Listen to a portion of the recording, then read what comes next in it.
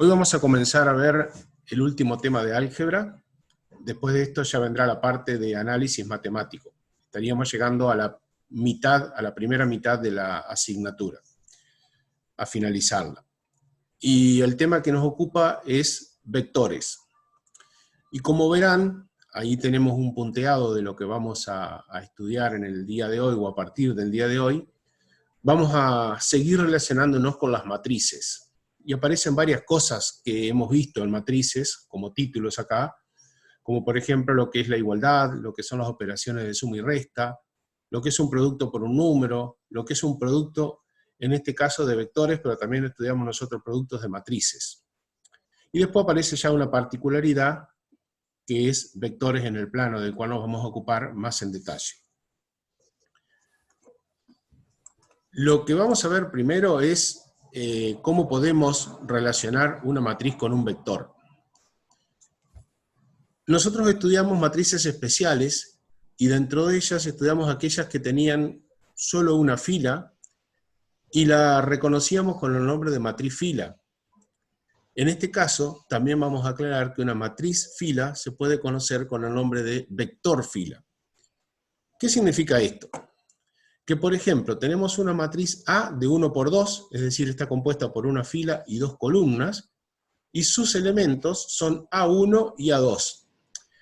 Aclaro que acá no vamos a necesitar para trabajar los dos subíndices, como inicialmente hacíamos en matrices, que a este elemento lo llamábamos A11 y al siguiente A12, porque vamos a hablar exclusivamente de matrices que están compuestas por una línea, es decir, matrices compuestas por una sola fila, o también en su defecto, matrices compuestas por una sola columna.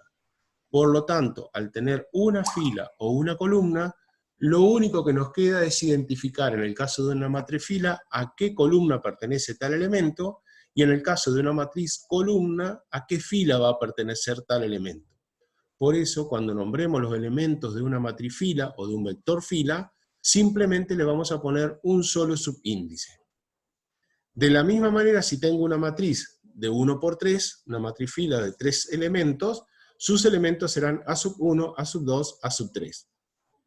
Y si tengo una matriz de n elementos, sus elementos serán A1, A2, hasta An, siendo el término general de la matriz I.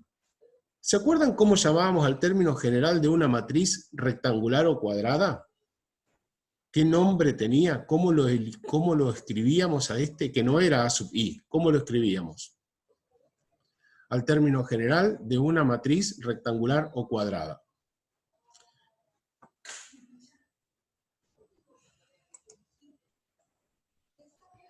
Dicen identidad, pero no. Ahí escribieron bien. IJ dicen otros chicos. Perfecto. Sí, IJ está bien. Perfecto, porque con I denotábamos a qué fila pertenecía, con J a qué columna pertenecía.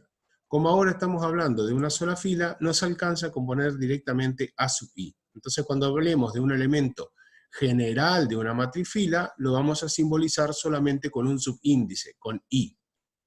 Y A minúscula porque a la matriz la llamamos A mayúscula. Ahora bien, continuemos. Estos números reales, A⁻1, A⁻2, A⁻n, que son los elementos que conforman la matriz, serán para nosotros también los componentes de nuestra matriz fila, o como dijimos anteriormente, componentes del vector fila. Y son números reales. De la misma manera que teníamos una matriz fila, tenemos una matriz columna. O sea, la matriz A de 2 por 1 tiene dos filas, una columna, y sus elementos serán A⁻1 y A⁻2, también con un subíndice, pero expresados ahora en columna. Tendremos también una matriz de 3 filas por una columna, y en forma general tendremos una matriz de n filas por una sola columna, y el término general seguirá llamándose, igual que en el caso anterior, A⁻I. Y nuevamente, A⁻1, A⁻2, A⁻3, etcétera, hasta A⁻n, serán los valores de las componentes del vector columna. Componentes del vector.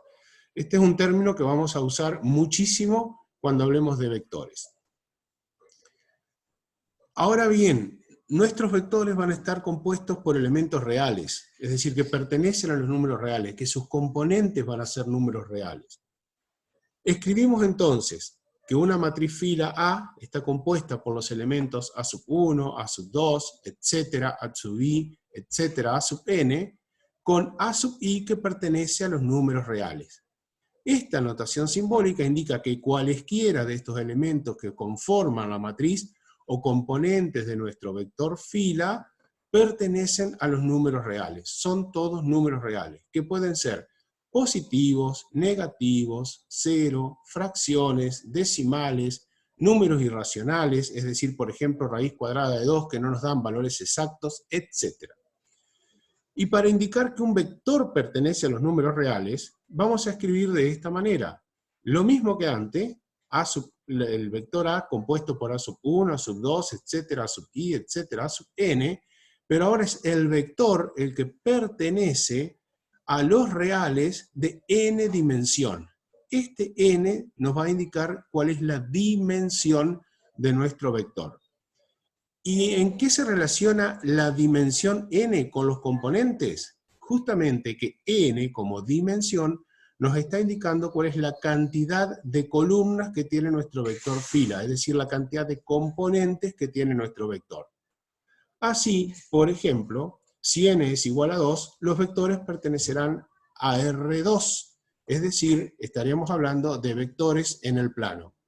Si n es igual a 3, los vectores pertenecerán a R3, tendrán 3 dimensiones, y estaremos hablando de vectores en el espacio. De estos dos tipos de vectores nos vamos a ocupar después de hacer definiciones generales, de vectores en R2 y de vectores en R3. ¿Cómo anotamos los vectores en forma de matriz entonces? Nuevamente, lo escribimos con las componentes sin ningún símbolo entre medio. O sea, como escribíamos una matriz, si decíamos tengo una matriz de 5 elementos, una matriz fila de 5 elementos, paréntesis, los 5 elementos ordenados y cerrábamos con paréntesis. Ahora, ¿cómo lo escribimos? Como una n-tupla ordenada de números reales. Y ahora voy a aclarar que es una n-tupla. Lo escribimos de la misma manera que antes, pero ahora cada elemento separado por una coma. Esta es la diferencia cuando lo escribimos en forma de n-tupla. ¿Y qué significa n-tupla? Pues bien, n sigue indicando la dimensión del vector. Si n es igual a 2, nosotros tendremos una dupla, es decir, solamente con 2 valores. Recordemos que cuando íbamos al plano cartesiano, nosotros manejábamos el eje X y el eje Y. Entonces, con un par de valores, el primero correspondiente a X, el segundo correspondiente a Y, o sea, un par ordenado o una dupla de números, nosotros definíamos un punto en el plano. De esta misma manera, vamos a decir que tenemos una dupla cuando nuestro paréntesis en la definición de matriz termine después del segundo elemento, A sub 1, A sub 2. Y vamos a tener una terna ordenada, o sea, una dupla o una tupla compuesta por 3 términos, cuando n es igual a 3, y entonces tendríamos los vectores que pertenecen en el espacio. Ordenado porque vamos a tener 3 valores entre paréntesis separados por coma, el primero corresponderá a una X, el segundo corresponderá a Y, y el tercero corresponderá a una coordenada del eje Z. Ahora lo vamos a ver después en detalle, ¿está? Pero simplemente es como para distinguir. En forma de matriz se escriben los elementos sin separar por coma, como veníamos trabajándolo anteriormente, pero en forma de n-tupla se escriben con comas, separados por comas. Y de esta manera nosotros vamos a trabajar con la notación de vectores. Sergio, ahora vamos a... Sí, Karina. En la diapo, ahí, sí. Viste que siempre le pedimos a los chicos que estén tomando apuntes. ¿Sí? Si ellos toman apuntes, ¿podríamos decirle que un sinónimo casero de n-tupla pueda ser lista ordenada? ¿Cómo no? ¿Cómo no? Eso significa, chicos, una lista ordenada, que puede ser una lista de 2, como dijo Sergio, de 3, de 4, de 10. Lista ordenada de números reales. Lista ordenada de números reales. Que dependerá de cuál sea la dimensión del vector, ¿verdad? Si un vector tiene dimensión 2, será una lista ordenada de 2 números. Y en ese caso especial lo llamamos par ordenado. Si fuera de dimensión 3, será una terna ordenada, una lista ordenada de 3 números reales. Y después, ya no diríamos cuaterna, pero en realidad decimos una lista de 4 números, una lista de 5 números, una lista de n números reales. Muy bien. Aclarado y muchas gracias. Bueno, ¿cómo vamos a nombrarlos a los vectores? Generalmente vamos a usar letras minúsculas, tales como las últimas del alfabeto, pero no desde la X en adelante, sino antes de la X. U y B corta son las letras por excelencia utilizadas en vectores, en algunos textos. Y acompañados a eso, las que están cercanas a ellas en el alfabeto, como R, S, T, también se puede llegar a usar W. Se trata de no usar X, Y y Z para no confundirlo con lo que nosotros tenemos ya como variable X e Y para el plano de 2 dimensiones, o variables X y Z para el espacio de 3 dimensiones. Y también algunos textos utilizan las primeras letras del alfabeto, también minúsculas, como A, B, C, D, etc. Eso va a variar, depende de qué libro de texto estemos mirando, de qué autores se trate. Por ejemplo, quienes vieron la ejercitación que nosotros subimos de un libro de álgebra, cuando hablábamos de sistema de ecuaciones lineales, nosotros, por ejemplo, en clase utilizábamos como variables X, Y, Z, W. Pero en cambio había un libro de los que les pasamos, de ejercitación, que tomaba como variables a X1, X2, X3. Y también era válido, pero es la notación que había utilizado un determinado autor. En los libros de texto, o sea, en un libro, generalmente cuando son vectores, para distinguirlo de, por ejemplo, parámetros, por ejemplo, variables, se los representa con la letra negrita. Entonces, cuando nosotros veamos algo escrito de esta manera, y cuando digo de esta manera es con una letra minúscula pero sin negrita, lo tenemos que distinguir de una letra minúscula con negrita, sabiendo que cuando está en negrita, el libro va a referirse directamente a un vector, y en estos otros casos se puede llegar a referir a alguna variable o algún elemento del álgebra o del análisis matemático. Esto lo vamos a ir estudiando despacio y a medida que aparezca. Pero eso aparece en los libros de texto. Ahora, ¿qué va a aparecer en nuestros cuadernos, en nuestros apuntes? ¿Qué aparecería si estuviéramos nosotros escribiendo en un pizarrón? Bueno, en vez de utilizar negrita, porque no vamos a andar escribiendo con negritas, lo que hacemos es agregar arriba de la letra una flechita que va a indicar que estoy hablando de un vector. Entonces la diferencia, más acá de que esté marcado en negrita, acá es una cuestión simplemente para resaltarlo, pero la diferencia entre, por ejemplo, U, V, R, S, T, que escribimos en el primer párrafo de esta diapositiva, y estas otras, radican en que acá las letras tienen encima unas flechitas que indican que son un vector. Entonces, en nuestros cuadernos, en nuestra carpeta, en las producciones que ustedes hagan, tenemos que distinguir un vector de algo que no es un vector, indicándolo simplemente con una flechita arriba. Y eso lo vamos a ver a lo largo de todas las clases que vamos a dar sobre vectores. Bien, y esto lo tienen que saber ustedes. Yo voy a definir que tengo dos vectores. El vector U, compuesto por U sub 1, U sub 2, etc., U sub n. Y el vector B, compuesto por B sub 1, B sub 2, etc., B sub n. Noten que digo compuesto por, porque estamos hablando que son las componentes del vector. Y vamos a definir entonces la igualdad entre dos vectores. Un vector fila U igual a un vector fila V. ¿Qué condiciones deben tener estos dos vectores para que sean iguales? Si pienso que un vector fila es lo mismo que hablar de una matriz fila. ¿Qué condiciones deben tener? ¿Qué condiciones deben cumplir para ser iguales? Por ejemplo, Aaron dice que tiene que tener la misma cantidad de elementos. Eso está muy bien, tienen que tener el mismo orden, sí, la misma cantidad de elementos. El mismo orden, dicen perfecto, aquí. Perfecto. Y algo más, gente, a ver, algo más. Afinen un poquito. Imagínense que son dos matrices filas, que tienen las dos 4 elementos. Elementos iguales, dice Ezequiel. Elementos iguales y casi. Ajá. Ahí está. Mismo componente y en la misma posición, dice Jiménez. Perfecto. Esto llevado a letras, digamos, tendríamos que decir que la primer componente de U es igual a la primer componente de B, U sub 1 igual a B sub 1, que la segunda componente de U es igual a la segunda componente de B, U sub 2 igual a B sub 2, y así sucesivamente. Alguien preguntaba recién qué significan los puntos suspensivos. Los puntos suspensivos significan que tenemos varias componentes después de U sub 2 y terminamos en U sub n. Esto está escrito en forma general, también lo trabajamos en matrices. Si fuera de 3 componentes, simplemente escribiríamos U sub 1, U sub 2, U sub 3, y ahí terminaríamos de escribir el vector.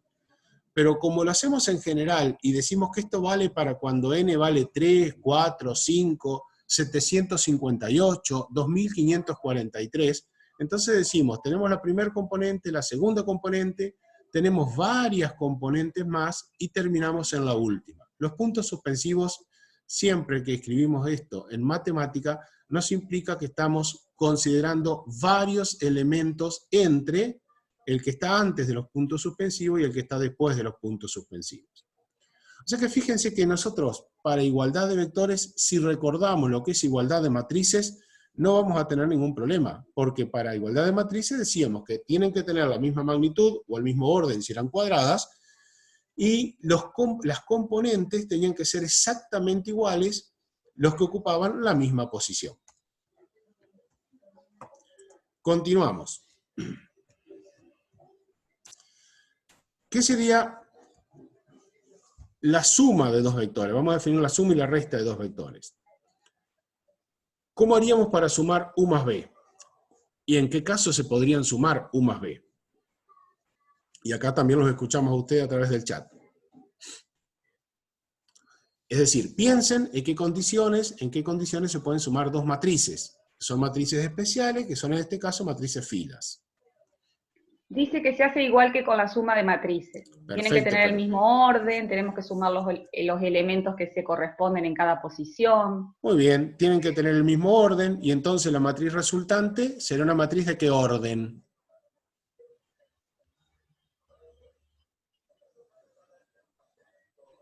Acá una chica dice de orden n. Perfecto, del mismo orden que cada uno. Del orden inicial. Muy sí. bien, que el orden inicial.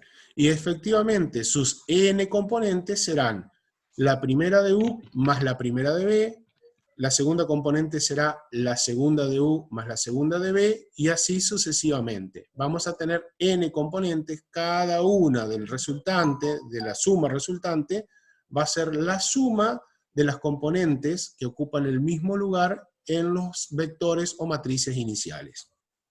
Y de a poquito vamos a ir dejando el término matrices para hablar solo de vectores. ¿Y qué pasaría si quiero restar U menos B? ¿En qué condiciones lo voy a poder restar y qué voy a obtener?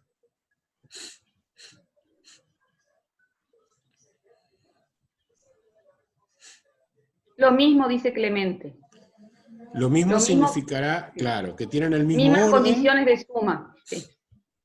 Y después, simplemente que en vez de hacer la primer componente de U más la primer componente de B, vamos a hacer primer componente de U menos primer componente de B, luego tendremos la segunda componente de U menos la segunda componente de B, y así sucesivamente. Lo que obtendremos como resultado al sumar dos vectores del mismo orden o restar dos vectores del mismo orden va a ser un vector del mismo orden que cualesquiera de los dos. Por eso estaba bien lo que decían ustedes, mismo orden que el inicial. Vamos ¿Puedo hacer de alumna? Sí, por supuesto. De paso nos viene muy bien, Sergio, para integrar los temas que hemos dado. Bueno. Porque la resta de vectores podría pensarse como una suma del primer vector U con el opuesto del vector B. Y el opuesto del vector B, más adelante vamos a ver, tiene también una interpretación geométrica, ¿no es cierto? En el plano o en el espacio. Lo que dice Karina es esto, más, menos B, sí, suponiendo que U y B, escritos ahí en rojo, serían cada uno vectores. Eso es lo que está explicándoles Karina, que es lo mismo que hicimos con matrices, ¿verdad? Exacto. Muy bien. Bueno, muchas En la gracias. práctica lo restamos directamente, como está haciendo acá Sergio. En la práctica lo hacemos directamente, pero en realidad la resta de vectores es una suma del primero con el opuesto del segundo, ¿sí? Justamente acá, digamos, tenemos la posibilidad de armar la suma y la resta de dos vectores. Así que tenemos el vector u, cuyas componentes son 3, menos 2, 1, 0, 4, y el vector b, cuyas componentes son menos 2, 0, 3, menos 4. Se pueden sumar, se pueden restar, porque los dos vectores son de orden 5. Entonces, ¿cómo sumamos, cómo restamos estos vectores? ¿Qué nos da por resultado? Y en lo posible escríbanlo completo el resultado en el chat. Aaron dice 1 menos 4, 1, 3, 0. Rapidísimo, Aaron. Aitana dice, bueno, el primer elemento es 3 más menos 2. ¿Puede fallar? Sí, obvio. No somos perfectos, todo bien, Aaron. ¿Y cómo lo escribiríamos? Suponiendo que los números que calculó Aaron están bien. 1, menos 4, 1, 3, 0. ¿Cómo lo escribiríamos para que efectivamente u, el vector u más el vector b, dé por resultado un vector? Porque si los escribo así aislados los números, ahí está, muy bien. Florencia acaba de escribir en el chat y escribe exactamente esto. Paréntesis 1, menos 4, 1, 3, 0. Es decir, 5 componentes separados por coma. ¿De dónde sale, por ejemplo, para que no se nos pierda nadie en este momento, de dónde sale el valor menos 4? El valor menos 4 sale, es segunda componente del resultado, sale de considerar la segunda componente de u, la segunda componente de b, y sumarlos. Entonces, cuando hacemos menos 2 más menos 2, nos queda por resultado menos 4. Y así con cualquiera de estas componentes. ¿Y cómo quedaría la resta?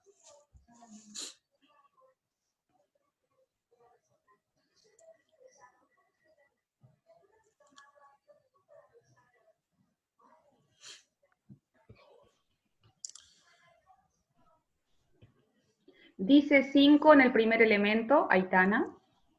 5 en el primer elemento, porque estaríamos haciendo, y lo voy a marcar, 3 y menos 2, pero tenemos que restarlos, entonces 3 menos menos 2, efectivamente nos queda 3 más 2, que es 5.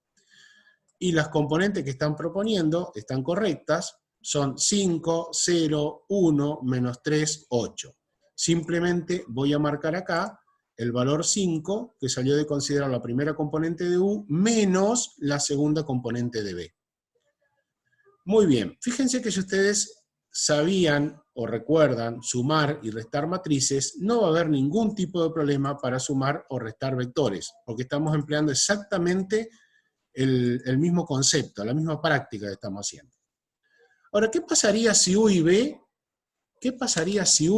tuvieran exactamente las mismas componentes y yo los resto? O sea, dos matrices que tienen los mismos elementos, son iguales, y las resto. Vector nulo, dicen los chicos. Se anulan los elementos. Pero muy bien, entonces, cuando definimos un vector nulo, es un vector que tiene todas sus componentes iguales a 0. Puede ser vector de 2 componentes, de 3 componentes, de 5 componentes, de n componentes, pero todos los elementos tienen que ser iguales a 0. De la misma forma que cuando teníamos definida la matriz nula, todos los elementos de la matriz nula eran iguales a 0. Recuerden que si un solo elemento de la matriz nula es distinto de 0, ya no es matriz nula. Lo mismo ocurre con un vector.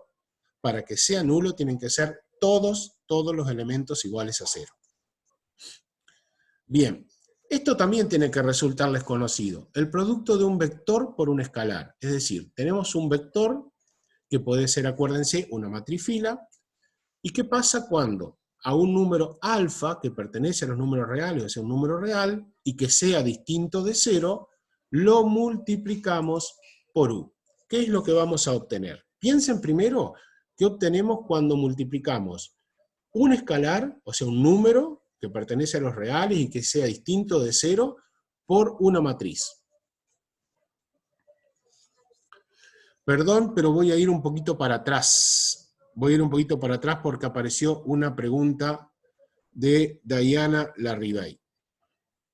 que pregunta ¿por qué se restan si es una suma? Me interesaría saber puntualmente qué cálculo está preguntando. Así que, Dayana, si podés abrir el micrófono y te respondemos.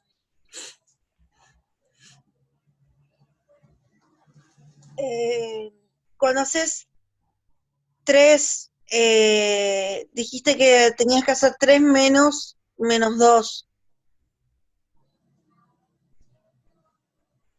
En el caso de la resta de vectores, No, yo acá como que al principio entendí que se sumaban y eso estaba bien comprendido, pero luego en un momento dijiste que tenían que ser restados.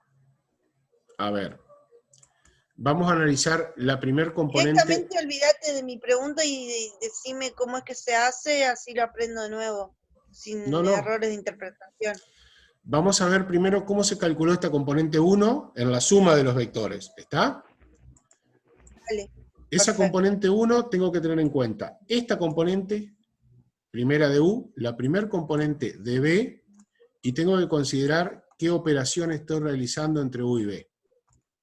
Entonces, escribo aquí al lado, primer componente de U, 3. Bien, signo de la operación tengo que sumar. ¿Qué número tengo que sumar la primer componente de B? Que es menos 2. ¿Estamos? Pongo la primer componente de un vector, la primer componente del otro vector, y los vinculo con el signo de la operación. Lo que sucede es que acá tengo un choque de signos, y el más adelante de un paréntesis hace que los signos que tengo dentro del paréntesis se mantengan, y la cuenta que tengo que realizar es 3 menos 2, y eso da por resultado 1, que es esta primer componente que nosotros escribimos acá. ¿Eso lo entendiste? Sí. Perfecto. Vamos a cambiar ahora, y te lo voy a escribir con otro color. Vamos a hacer U menos B, vamos a elegir otra componente, por ejemplo la componente esta, la segunda.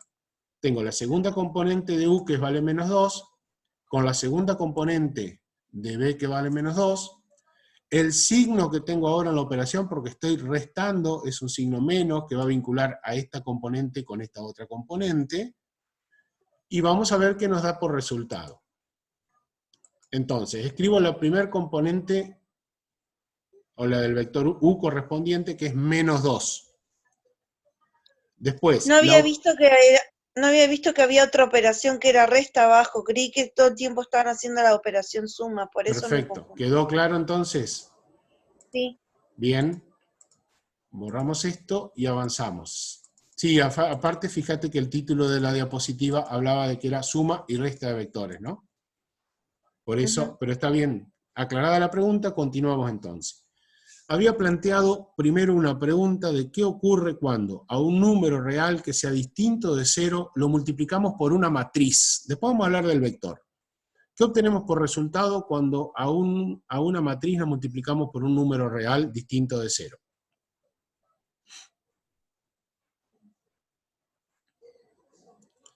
Dice una matriz del mismo orden, Sergio, y aplicar distributiva, es decir, multiplicar por cada elemento del vector. Perfecto. Entonces, lo que nosotros vamos a obtener es un vector del mismo orden, que si tenía, por ejemplo, 5 componentes, el resultado va a tener 5 componentes, y cada una de las componentes nos va a quedar multiplicada por el valor alfa. Efectivamente, eso es lo que vamos a obtener. Lo mismo que pasaba en el caso de una matriz. Si nosotros tenemos el vector U, cuyas componentes son 3, menos 2, 1, 0, 4, y alfa es igual a menos 2, el vector resultante, ¿de qué orden va a ser y cuáles van a ser sus componentes?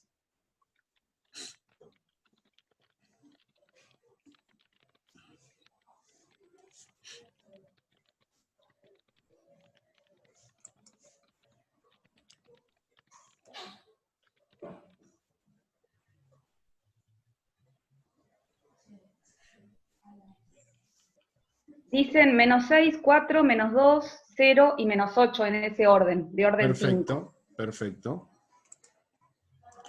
Porque lo que nosotros debemos hacer entonces es a este valor menos 2 multiplicarlo por 3 y ponerlo como primera componente, por -2 y ponerlo como segunda componente, por 1 como tercera componente, por 0 como cuarta componente, y por 4 como quinta componente. Aprovecho a aclarar lo que estaban hablando en el chat. Hablamos de componente en general de un vector. Después, cuando hablemos de vectores en R2 o en R3, ahí sí vamos a hablar de componentes o coordenadas de un vector. Pero en general vamos a hablar de componentes. Nosotros igual vamos a entender que es indistinto y vamos a aceptar lo que ustedes estén escribiendo. Eso no hay ningún inconveniente. Igual, Sergio, creo que la pregunta hacía referencia a la componente. Ah, Y la no o el componente.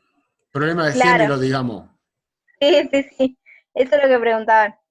Lo que entendí yo, ¿no? Bueno, estamos muy susceptibles o demasiado fino hilando, digamos.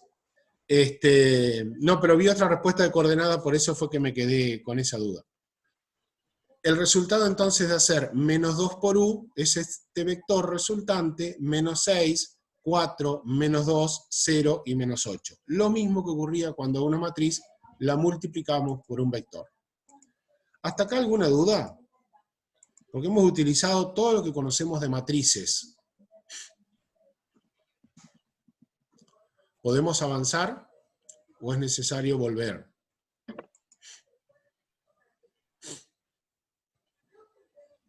Dice que no hay dudas, que se puede avanzar. Perfecto. Muy bien. Bueno, tengo aquí un problema similar a alguno de los que hemos planteado cuando hemos visto matrices. Y quiero que se detengan en el texto del problema, más que en el título de la diapositiva. Suponga que un fabricante produce 4 artículos. Su demanda está dada por la matriz de demanda, que llamamos vector de demanda. ¿Por qué vector? Porque está compuesto de una sola fila. D, con la letra D mayúscula. El precio por unidad que recibe el fabricante por los artículos está dado por la matriz de precios, vector de precios. Un vector columna o matriz columna de 4 elementos, de 4 componentes, que la llamamos P mayúscula.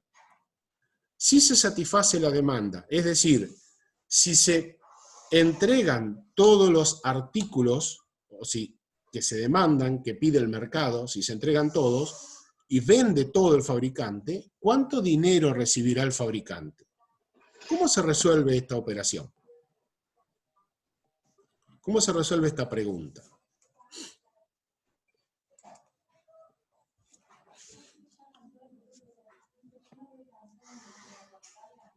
Que sería algo así como multiplicar matrices, dice Tomás Falcón. Edu Cerdá dice que fila por columna. Sí, la Haciendo D por mayoría está P. diciendo... Perfecto.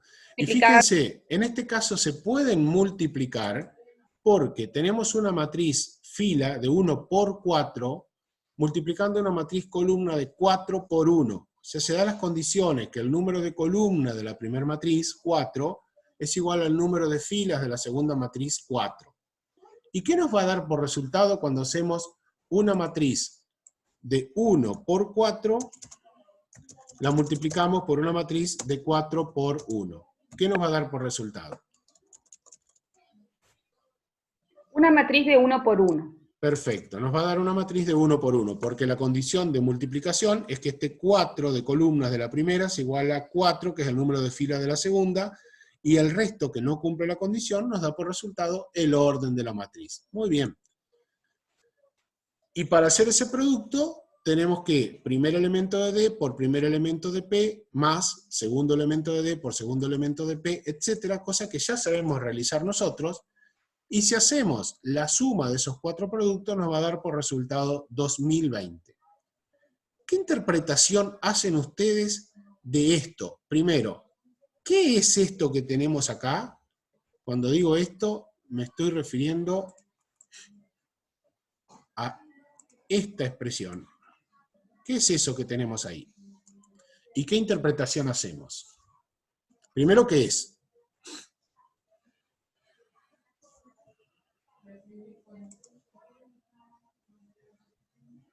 Algunos chicos, jefe, dicen que es el dinero recibido o la ganancia. Esa es la que va a interpretación. percibir.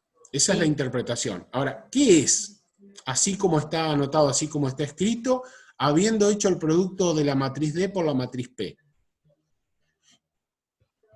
¿Qué ¿Qué nombre obtuvieron recibe? como resultado? Ujú. Es un escalar, dice Aaron. Otros dicen que es una matriz de un solo elemento. Una matriz de una sola componente. Bien, efectivamente, si nosotros, lo dijeron ustedes al principio, ¿no? Si multiplicamos dos matrices, obtenemos por resultado una matriz. Y en este caso, una matriz de 1 por 1, lo habíamos hecho hace un ratito para saber qué nos iba a dar por resultado. Y si es una matriz de 1 por 1, está muy bien, este es el resultado. Ahora, ¿qué significa esto? ¿Qué significa el número que está dentro de la matriz? No sé si es la ganancia del fabricante, pero sí está relacionado con algo de eso. El producto de la multiplicación, sí, bueno, pero en el contexto del problema, ¿qué es lo que significa este 2020? Bien, Aitana Cabral dice el dinero que recibirá el fabricante. Fíjense que es muy simple, cuando hago un cálculo para responder una pregunta, lo que tengo que hacer es tomar esa pregunta, ¿cuánto dinero recibirá el fabricante?, dar la vuelta a la pregunta, es decir, empezar a escribir de atrás para adelante y responder con el resultado. Entonces digo, el fabricante recibirá 2.020 pesos. Esto va a pasar generalmente en los problemas en los cuales tenemos que dar respuesta a una pregunta.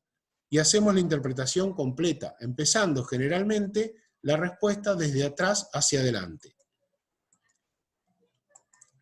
Y muy bien también los que dijeron que eso termina siendo un escalar, porque en realidad yo lo interpreto no como una matriz, sino que el resultado lo interpreto como un número real. Lo interpreto como el dinero que el fabricante va a recibir por esto.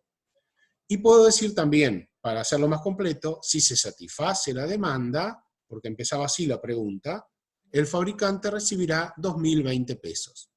Cuando nosotros tenemos como resultado una matriz de 1 por 1, podemos darle a esa matriz de 1 por 1 el nombre de escalar o decir que representa directamente un número.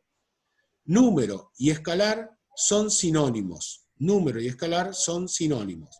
Y por eso es importante, ahora sí, mirar el título de esta diapositiva, en donde hablamos del producto escalar, también denominado producto interno. Y en este caso es un producto escalar de vectores, que lo vamos a definir a continuación.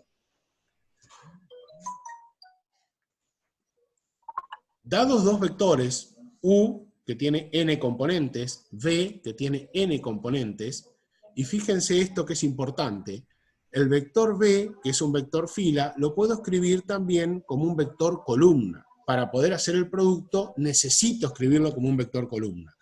Por eso hoy hablamos al principio que un vector podíamos indistintamente expresarlo como fila o columna. Si yo lo dejo expresado a U como fila y a B como fila, no los puedo multiplicar, porque tendré un vector de 1 por 4 multiplicado por otra matriz o vector de 1 por 4, y no podría multiplicarlo.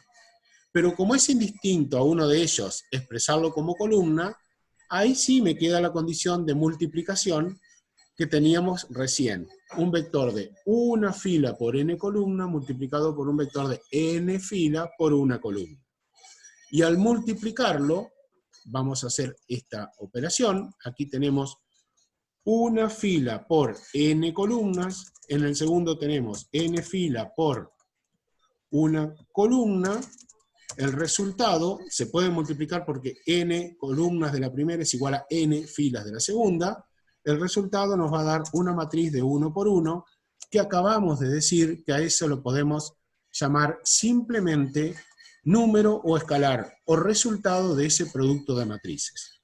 Entonces, cuando tengamos que multiplicar dos vectores entre sí, nos va a dar por resultado, obviamente que lo podemos hacer si tienen el mismo orden, porque si no, no se cumple la condición de multiplicación, y nos va a dar por resultado un número real. ¿Cómo se hace este cálculo? De la misma forma que hacemos el producto de matrices, como hicimos el cálculo anterior. Primera componente de U por primera componente de B, más segunda componente de U por segunda componente de B, que sería B sub 2, no B sub 1, y así sucesivamente, como está indicado acá abajo. Y todo esto se suma y nos da un único número, un único valor alfa que pertenece a los números reales, porque recuerden que todas las componentes de U y todas las componentes de B son números reales. Una cosa Sergio, importante... Sí. no, solamente para avisarte que estarían faltando 10 minutos, por si querés redondear alguna idea. Perfecto. Sí, avanzamos un poquito con esto y ya vamos a cerrar. Importante es indicar la forma en que vamos a expresar el producto de dos vectores. Y acá sí tenemos que tener cuidado. ¿Se acuerdan que a veces cuando usábamos matrices escribíamos o podíamos ver escrito así, miren? Podíamos haber escrito A punto B, que indicaba A por B. O también se podía escribir A por B, y nosotros lo dejábamos pasar y lo aceptábamos, porque la forma de multiplicar matrices era una sola. En cambio ahora, cuando hablamos de vectores, tenemos que tener cuidado, porque existe otro producto más entre vectores, que lo vamos a hablar más adelante, igual les anticipo el nombre, se llama producto vectorial en vez de escalar, y la diferencia está en cómo se escribe el símbolo que está entre ambos vectores. Cuando el producto es escalar, se usa un punto. Yo lo escribí acá más o menos en el medio del renglón, pero tranquilamente podríamos haberlo escrito como en el primer caso de las matrices, es decir, con el punto abajo. U por B, y el por es un punto. En cambio, cuando hablemos del producto vectorial, vamos a estar hablando de que vamos a vincular a ambos vectores con este signo, con el por que viene dado por la letra X. Mientras tanto y por ahora, solo hablamos de producto escalar y estamos hablando del producto punto, también llamado producto escalar, producto interno, producto punto. Después vamos a ver que cuando aparezca el vectorial se lo va a llamar de otra manera.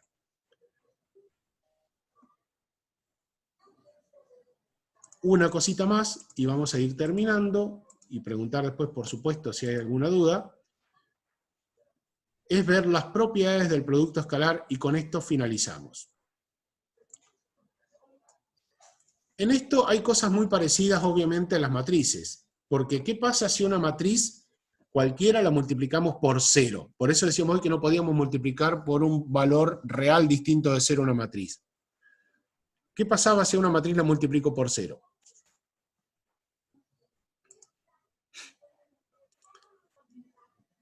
Se anula, bueno. Están escribiendo que se anula. Que se anula, sí, perfecto. Bueno, bien. Efectivamente, o sea, obtengo por resultado la matriz nula. De la misma manera, si nosotros un vector lo multiplicamos por 0, obtenemos el vector nulo. Ahí me faltaría la flechita de vector para que quede vector nulo. Ya lo vamos a aclarar. Perdón, me voy a interrumpir un poquito porque acá están diciendo que están escuchando un ruido de fondo. Yo no estoy escuchando absolutamente nada. No sé si alguien escucha más. Karina, Fabián. Se escucha como una musiquita de atrás. No, no escucho nada. Ahora no, pero recién se escuchaba como una musiquita de fondo. Capaz que como alguien que tiene un micrófono igual, abierto. Sergio. Sí, Sí. seguramente. La segunda propiedad, no importa el orden, pero la segunda propiedad, y acá empieza a haber una diferencia con matrices, es que sí es conmutativo el producto entre vectores. El producto escalar entre vectores es conmutativo. Da exactamente el mismo resultado hacer U por B que cambiar el orden y multiplicar B por U, cosa que no ocurría en matrices. La tercera propiedad es la propiedad distributiva del producto escalar respecto de la suma de dos vectores. Fíjense que tenemos el vector U que multiplica escalarmente a la suma de los vectores B más W. Podemos hacer la distributiva, aplicar la propiedad distributiva y nos va a quedar el producto escalar de U por B más el producto escalar de U por W. Otra propiedad distributiva es cuando a un número lo multiplicamos por una suma de vectores. Nos va a quedar el número por el primer vector más el número por el segundo vector.